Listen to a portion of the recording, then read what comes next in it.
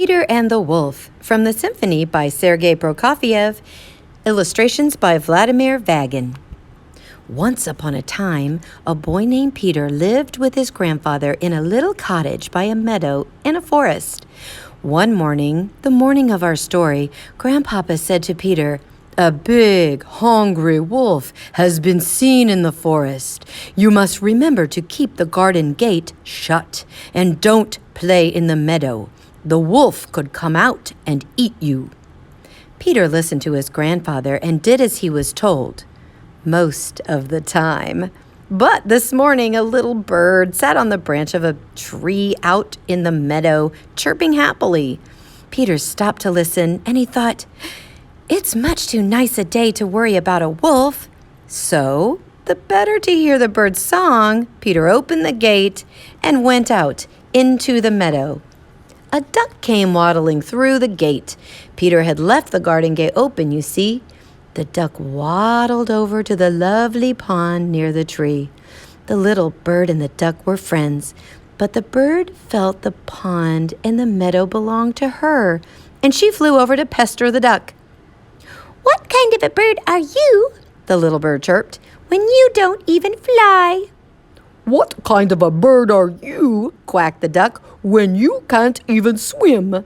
And so they argued. The duck splashed and dived into the water, and the little bird fluttering and hopping along the edge of the pond. Suddenly, something caught Peter's eye. Was it the wolf? No, it was just the farmyard cat, slowly crawling through the grass toward the pond. The cat thought, "I'll just grab that little bird before he can even notice I'm here." Closer and closer and closer she crept. Peter saw what the cat was up to. "Look out, little bird!" he shouted. The bird flew up into the tree to safety. The duck quacked angrily at the cat from the middle of the pond. "Leave my friend alone!" he cried. But the cat was not interested in the duck. She crawled around and around the tree, considering again how to catch that bird. "If I climb the tree," she thought, "will he only fly away?" Just then, Grandpapa came out. He saw Peter in the meadow and saw that he had left the gate open too, and he was angry. "What would you do if the wolf came out?" Grandpapa scolded as he marched Peter home. But Peter did not listen. He was not the sort of boy to be afraid of a wolf.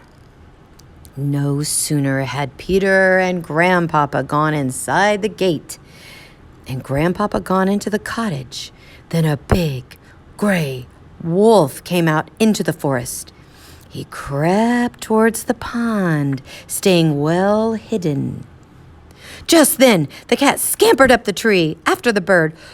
"Look out!" quacked the duck to the bird. But in his excitement, he jumped out of the pond and right in front of the wolf. The duck ran fast as he could, but the wolf got closer and closer and closer until, with one gulp, he swallowed the duck whole. Then the wolf began to pace around the tree, greedily eyeing the cat. Meanwhile, the cat crept down the branch towards the little bird. Peter saw all that was going on from behind the closed gate.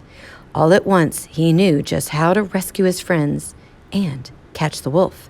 But he must be quick. Peter ran and found a strong rope.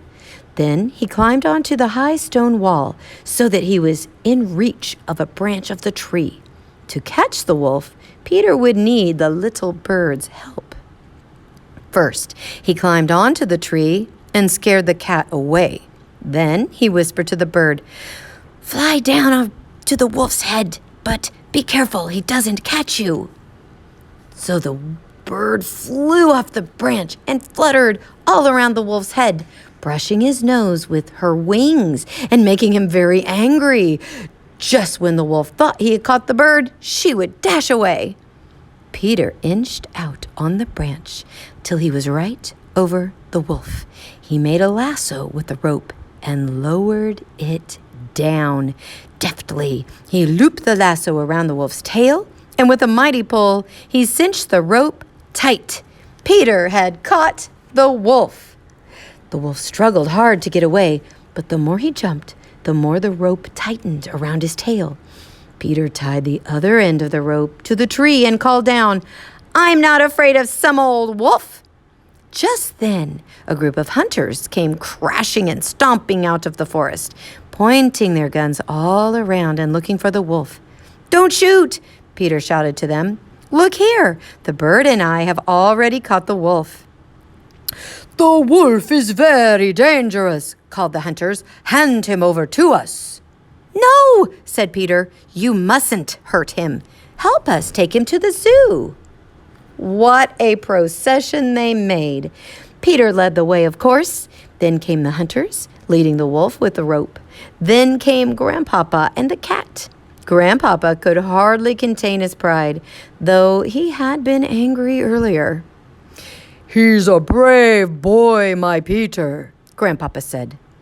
Above them all flew the little bird, chirping merrily, "Look what we have caught, Peter and I." And what about the duck? All the way to the zoo, he sat quacking inside the wolf, perfectly whole and well.